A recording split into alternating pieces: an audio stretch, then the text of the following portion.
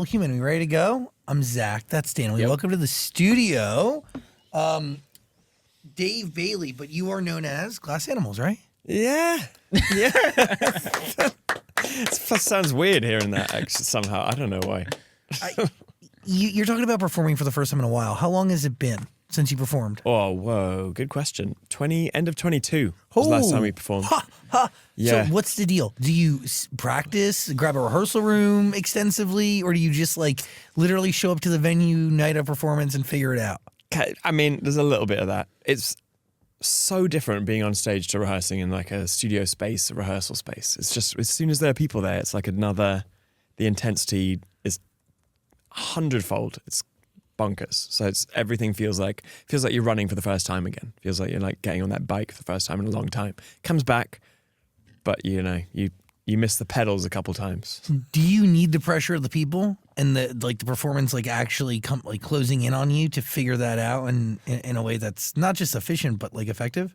I think it's important. It's important. So that's what we were doing last night was like we did it in the middle of the desert. So anyone who wanted to come could come, but it was an effort. They wanted to be there. It took them like 3 hours to drive there in the middle of nowhere. Wow. And so you also better put on a fucking show. Well, that was what I didn't realize till I walked on the stage. I was like, God, these people have driven 3 hours. Oh my God, we gotta Yeah, they worked hard. Can't get out of this easy. But yeah, we sprinkled a couple little presents in there. We played a tiny bit of like something unreleased. That totally backfired because we kind of was like, should we just try a little bit of this one song that we've never played before live? And everyone was like, yeah, and played it just the first 40 seconds. And then I was like, cool, that's enough. That's enough. And we got booed. Was it bad? It was like a cheeky They boo. No. wanted more, They yeah. They wanted to hear the rest of it. And I was like, we can't actually play the rest of it. I'm so sorry. That's like as much as we can actually play of that song. Because you don't know how, or why did it stop there? We just have, you know what? We could probably just about hack our way through, but I wouldn't want to put that on them. So what is the deal with that? Because you all have known each other for so long at this point. You've been making music for a very long time.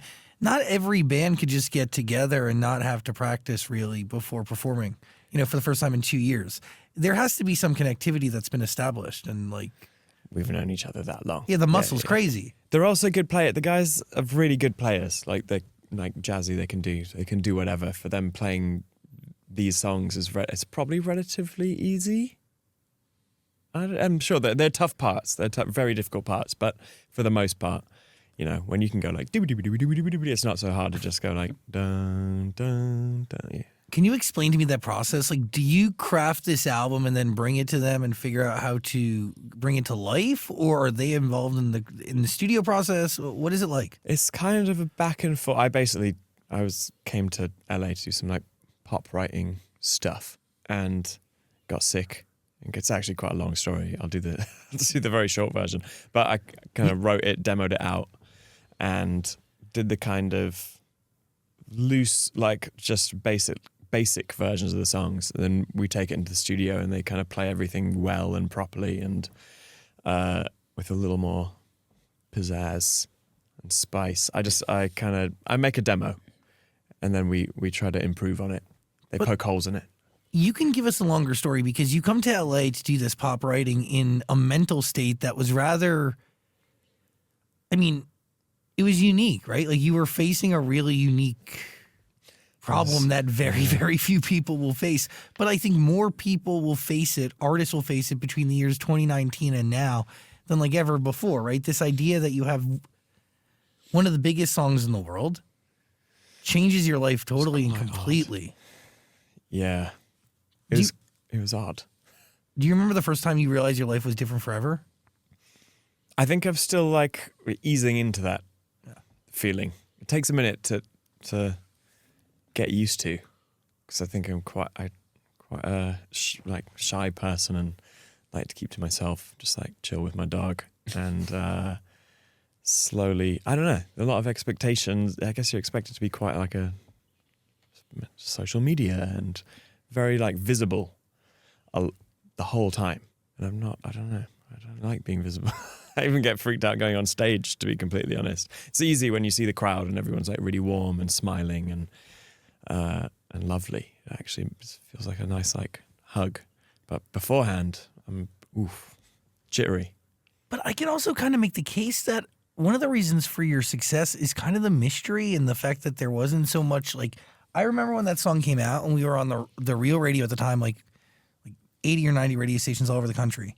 And like it was, there's no song bigger than your record, right? But like there was something about the mystery of not knowing exactly who it was and who you all were cool. that kind of lent itself to its growth and success, I think. Arta, no one knew the monster behind the No idea. disgusting British character behind the song. No, I think I didn't really see any of that. I think that lent itself to like the whole very strange feeling before writing this record, which was I felt very detached from it all. I was literally the whole pandemic sitting in my underpants eating cereal and like trying to cook for myself and feeding my dog and teaching him tricks that completely pointless. But it felt like all of that was happening in like a parallel universe. Totally. Almost. I don't know. It just felt very detached from it all. And even when the tour started after that, it was very much we're in a tour bus. There was no insurance for touring artists against COVID. So if someone got COVID, you miss 2 weeks of shows, you're done. That's it. That's like game over in the red. So I think a lot of people were pulling their tours for that reason probably, but we kind of had to do it. That was how we survived. And it just felt very, from the bus onto the stage, these huge, like explosive moments of joy and happiness and togetherness and like seeing this crowd and the song and the album connecting. And then back in the tour bus, we would just have to like watch it all happen again and getting like email updates about numbers and albums and tickets and things like that. But then all of a sudden it comes crashing down, like, or not, reality becomes super in focus, right? That like there is a moment where you realize that this song is fucking massive, right? Well, yeah, I guess after the tour, the pressure of like having to what's next? Make it through the tour. Yeah, it was what's next. And I just ended up, I was doing a lot of writing, working on a lot of other people's records, and I loved it. I learned so much, like worked with some incredible songwriters, learned a huge amount, and was just bouncing around, doing all that, doing kind of, I don't know, just doing the stuff that you're kind of meant to do when you make music. Why were you called to be working on other people's music and not your own?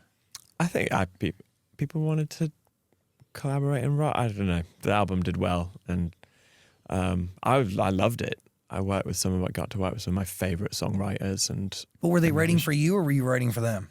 I was writing and producing for them, but I think there was also the kind of call to people wanted to come work on our next record as well.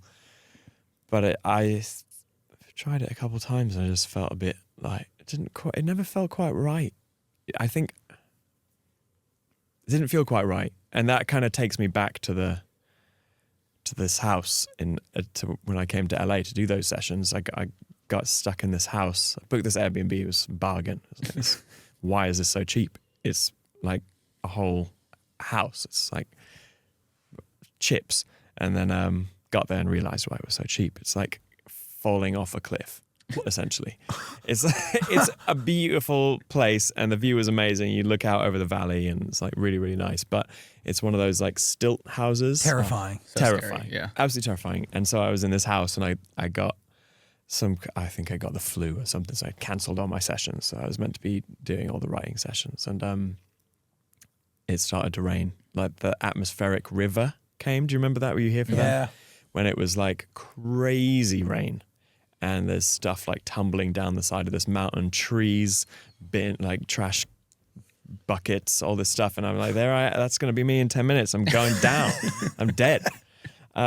And I can't leave. Like the roads are flooded. I'm stuck up here. I'm just cooking myself, getting through. I had bought myself like some peanut butter, some jelly, and some eggs before moving into this house, just so I had something to keep going.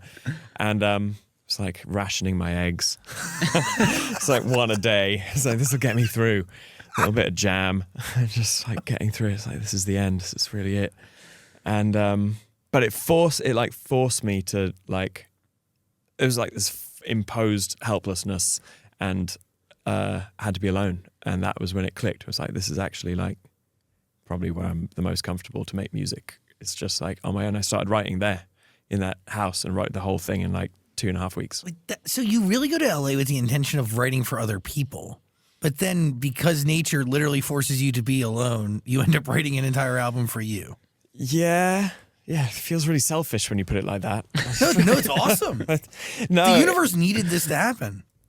it felt, I don't know. and Yeah, so did I you. guess it was a weird strike, and I'm not dead. So